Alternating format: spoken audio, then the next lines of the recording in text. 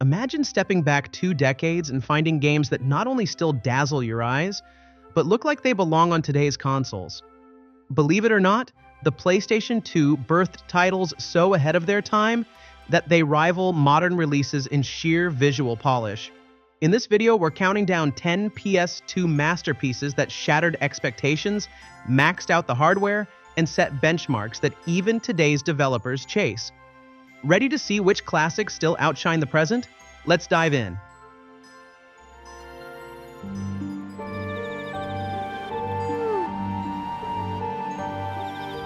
Released on April 20th, 2006 in Japan and later that year in North America, Okami was developed by Clover Studio and published by Capcom. Set in a mythical version of classical Japan, the game follows the Shinto sun goddess Amaterasu, who takes the form of a white wolf to restore color and life to a world plagued by darkness. Despite its critical acclaim, Okami faced modest sales, leading to the closure of Clover Studio shortly after its release. Okami is renowned for its distinctive art style inspired by traditional Japanese ink wash painting. The game's visuals resemble a living watercolor painting, with expressive, hand-drawn lines and vibrant colors that bring its world to life. Central to the gameplay is the celestial brush mechanic.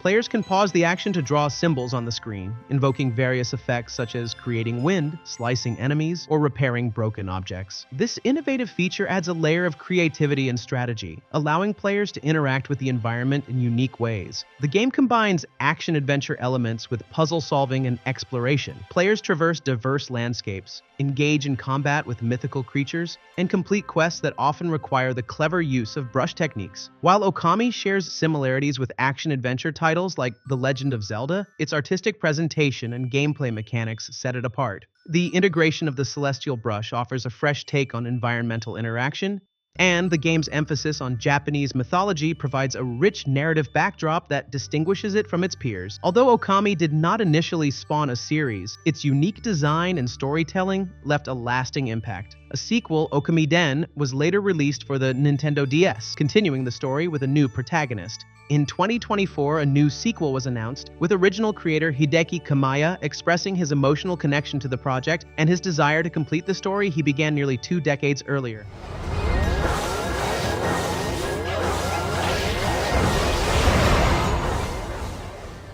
Shit, here we go again.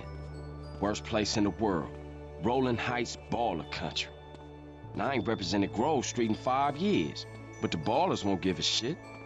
Released on October 26, 2004, Grand Theft Auto San Andreas was developed by Rockstar North. This installment marked a significant evolution in the GTA series, expanding the game's scope and depth to unprecedented levels. Set in the fictional state of San Andreas, inspired by California and Nevada, the game follows Carl C.J. Johnson as he returns home to Los Santos after his mother's murder, navigating a world rife with gang violence, corruption, and betrayal. San Andreas pushed the PS2 hardware to its limits, offering a vast open world comprising 3 distinct cities, Los Santos, San Fierro, and Las Venturas, each with unique characteristics. The game's draw distance, dynamic weather systems, and day-night cycles contributed to a living, breathing world. Gameplay introduced a lot of new mechanics. Players could customize CJ's appearance, including hairstyles, tattoos, and clothing, and influence his physical attributes through eating, exercising, and skill development. The game also featured RPG-like elements, such as character stats that improved with use. Vehicle variety expanded significantly, including bicycles, planes, and trains, each with distinct handling characteristics. Combat was enhanced with a lock-on targeting system, and players could dual-wield weapons or learn new fighting styles from gyms. Compared to its predecessors and contemporaries, San Andreas offered an unparalleled level of freedom and interactivity. While GTA 3 and Vice City laid the groundwork for 3D open-world gameplay, San Andreas expanded on this foundation, introducing a more immersive and detailed environment. Its blend of action, adventure, RPG elements, and sandbox gameplay set a new standard for the genre. San Andreas represented a significant leap forward in the GTA series, both in terms of narrative complexity and gameplay depth. It tackled mature themes such as racial tension, drug abuse, and political corruption, weaving them into a compelling storyline. The game's success paved the way for future titles to explore more intricate narratives and expansive worlds. One of the most iconic missions in San Andreas is Wrong Side of the Tracks, where CJ and Big Smoke pursue a train on a motorcycle. The mission's difficulty and Big Smoke's infamous line became a memorable moment for players, highlighting the game's blend of challenge and humor.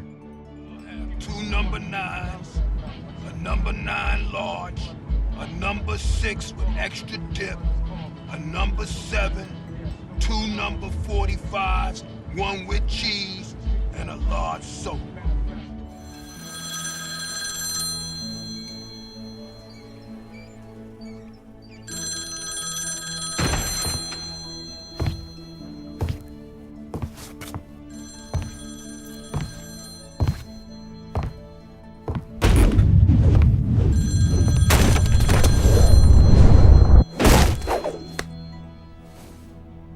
Sorry, not open for business yet.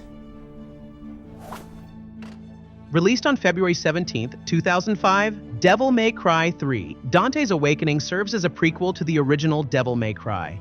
Developed and published by Capcom, the game reintroduces players to a younger, more brash Dante as he confronts his twin brother Virgil and unravels the mysteries surrounding their family's demonic heritage. Devil May Cry 3 revitalized the series with its dynamic combat system and stylish visuals. The game introduced a new style system, allowing players to choose from various combat styles, such as Trickster, Swordmaster, Gunslinger, and Royal Guard, each offering unique abilities and strategies. Players could switch between multiple weapons on the fly, enabling seamless combo chains and fluid combat sequences. The game's difficulty was notably higher than its predecessors, challenging players to master its intricate mechanics and timing. Visually, the game featured gothic environments, detailed character models, and cinematic cutscenes that enhanced the storytelling and overall immersion. In the realm of action-adventure games, Devil May Cry set a new standard for the hack-and-slash genre. Its emphasis on style, precision, and player expression distinguished it from other games, offering a depth of combat that encouraged replayability and mastery. Following the disappointing reception of Devil May Cry 2, Capcom aimed to recapture the essence of the original game. Devil May Cry 3 succeeded in this endeavor, re-establishing the series' reputation for challenging gameplay and charismatic storytelling. The game's success led to the release of Devil May Cry 3 Special Edition, which introduced Virgil as a playable character, offering a new perspective and gameplay experience. The final battle between Dante and Virgil is one of the most iconic moments in the game. The encounter tested the player's mastery of the game's mechanics and delivered a conclusion to the brothers' rivalry. The intensity and cinematic presentation of this battle have left fans in awe.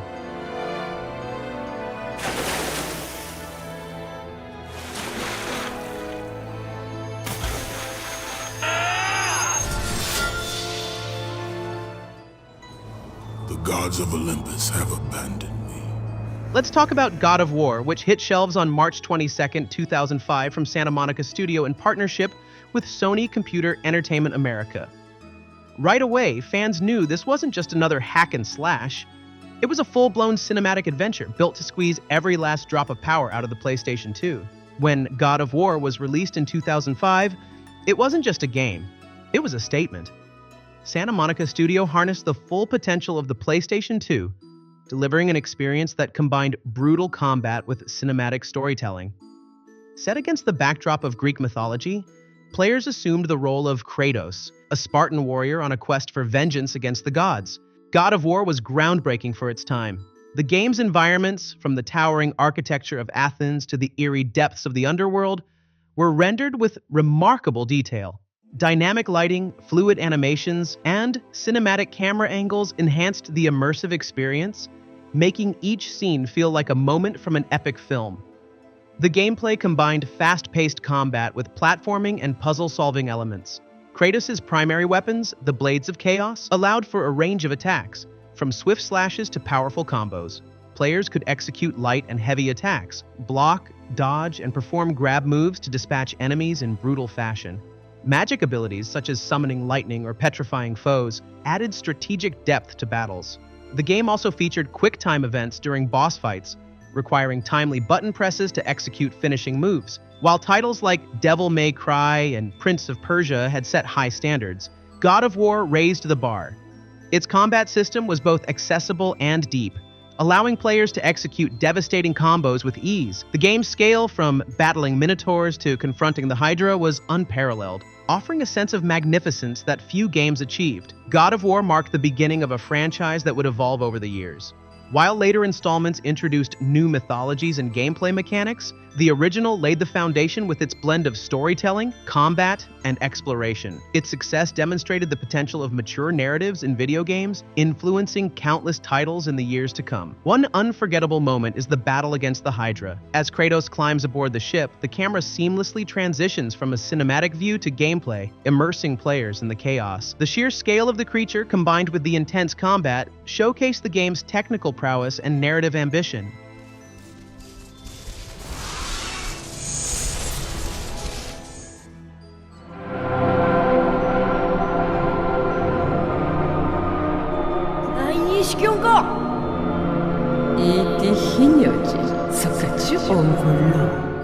Released on September 24, 2001, Ico was developed by Team Ico, a division in Sony Entertainment.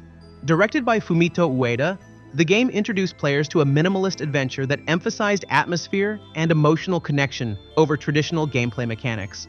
Ico employed a subtracting design philosophy, stripping away non-essential elements to create a focused and immersive experience. The game's visuals featured soft lighting and a subdued color palette, all contributing to its dreamlike ambiance.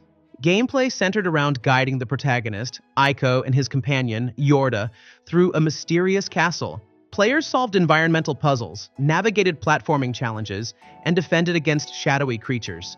A unique mechanic allowed players to hold Yorda's hand, reinforcing the bond between the characters and emphasizing cooperation. In contrast to contemporaries like Devil May Cry or Metal Gear Solid 2, which focused on action and complex narratives, Ico offered a minimalist approach that prioritized emotional resonance and environmental storytelling. Its emphasis on atmosphere and subtlety set it apart from other titles of its time. Ico laid the foundation for Team Ico's future projects, most notably Shadow of the Colossus. The themes of solitude, companionship, and exploration introduced in Ico would continue to evolve in subsequent titles, solidifying the studio's reputation for crafting emotionally impactful experiences.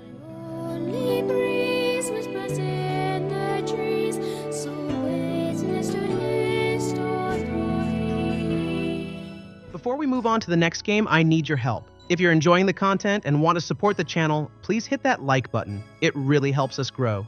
And if you're feeling generous, consider subscribing.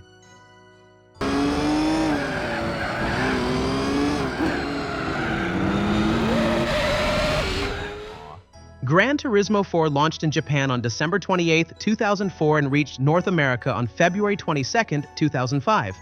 Developed by Polyphony Digital and published by Sony Computer Entertainment for the PlayStation 2. Gran Turismo 4 was one of only 4 PS2 titles capable of native 1080i output, joining Tourist Trophy and showcasing the console's hidden graphical horsepower. It offered both 480p and 1080i progressive scan modes, giving sharper edges and smoother motion on compatible HD TVs. Underneath, its physics engine reacted within 3 millisecond to driver inputs, producing believable weight transfer, suspension flex, and tire deformation visible in every turn. The roster featured over 721 cars from 80 manufacturers, ranging from an 1886 Daimler motor carriage to concept vehicles projected for 2022, each rendered with high-resolution textures and real-time reflection mapping. Tracks boasted dynamic skid marks and weather effects, raindrops splashed and ran across car hoods in wet races, while plumes of dust trailed rally cars in desert events. Car setup menus allowed adjustments to tire pressure, ride height, and gear ratios, with visual feedback in real time as stance and camber changed. The replay mode could export broadcast quality clips in up to 1080i, complete with multiple camera angles, slow motion, and depth of field filters, turning the PS2 into a virtual film studio. An innovative photo mode provided composition grids, manual focus, and custom filters so players could capture high-resolution images directly to memory cards.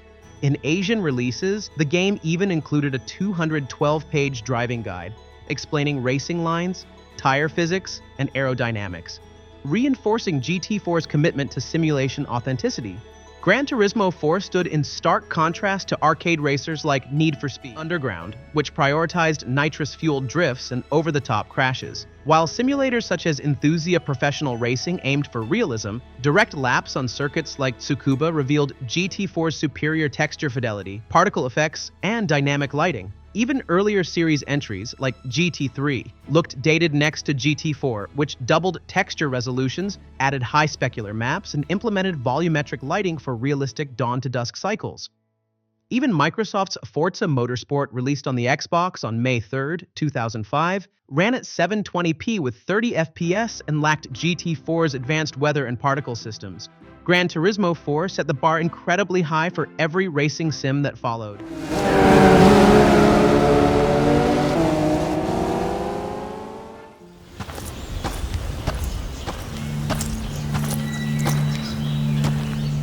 Released on November 17, 2004 by Konami, Metal Gear Solid 3, Snake Eater marked a significant evolution in the stealth action genre. Directed by Hideo Kojima, this installment served as a prequel to the entire Metal Gear series, setting its narrative during the Cold War era. Departing from the urban environments of its predecessors, the game introduced players to a dense Soviet jungle, emphasizing survival and camouflage.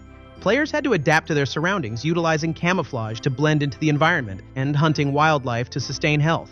The introduction of a stamina system required players to manage hunger and fatigue, adding a layer of realism to the stealth experience. Additionally, the game implemented a detailed injury system, where untreated wounds could affect performance, necessitating proper medical attention. While earlier entries like Metal Gear Solid 2 focused on high-tech espionage in urban settings, Snake Eater shifted to a survivalist approach in a natural environment. This transition introduced new gameplay elements, such as camouflage management and food hunting, setting it apart from contemporaries in the stealth action genre.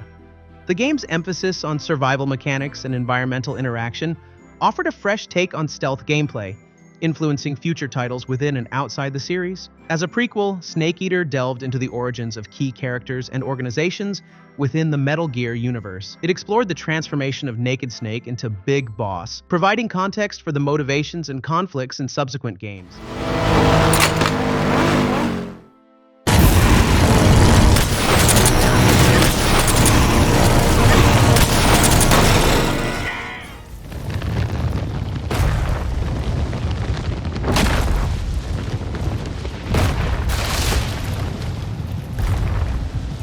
Released on October 18, 2005, Shadow of the Colossus was developed by Team Ico and published by Sony Entertainment. Directed by Fumito Ueda, the game presents a minimalist yet emotionally charged narrative, following the protagonist Wander as he ventures into the Forbidden Lands to resurrect a girl named Mono by defeating 16 colossal beings. Shadow of the Colossus delivered expansive landscapes and a hauntingly atmospheric world. The game's design emphasizes solitude and scale, with vast open spaces that enhance the sense of isolation and awe. Gameplay revolves around locating and defeating 16 colossi, each presenting unique challenges that blend puzzle-solving with action. Players must identify each colossus's weaknesses and devise strategies to exploit them, often involving climbing and precise timing. The absence of traditional enemies and side quests focuses the experience on these monumental battles, reinforcing the game's themes of sacrifice and determination. Contrasting with games like God of War or Devil May Cry, which emphasize continuous combat and complex narratives, Shadow of the Colossus offers a minimalist approach. Its focus on solitary exploration and singular epic encounters sets it apart, providing an experience that challenges conventional action-adventure norms. Building upon the foundations laid by Ico, Shadow of the Colossus further explores themes of isolation, sacrifice, and the consequences of one's actions. Its success and critical acclaim solidified Team Ico's reputation for crafting emotionally resonant games, paving the way for future titles like The Last Guardian. A particularly memorable moment is with the 17th Colossus, whispered in forum threads and obscured by early concept art leaks, ignited one of most obsessive manhunts. Players became convinced it lurked in the Forbidden Lands' unseen corners, dissecting every pixelated rock and skybox glitch for clues, scouring desert dunes where its nest was rumored to collapse, or scaling invisible cliffs hoping to trigger a phantom battle. This legend grew into a cult phenomenon, with fans stitching together fragmented code snippets, decoding unused audio files, and even reverse engineering the game to chase shadows of its existence. Though never found, the search transformed Shadow of the Colossus into an endless mystery. Its absent Colossus, a ghostly reflection of the game's themes, proof that obsession, like Wander's, could outlive even the truth.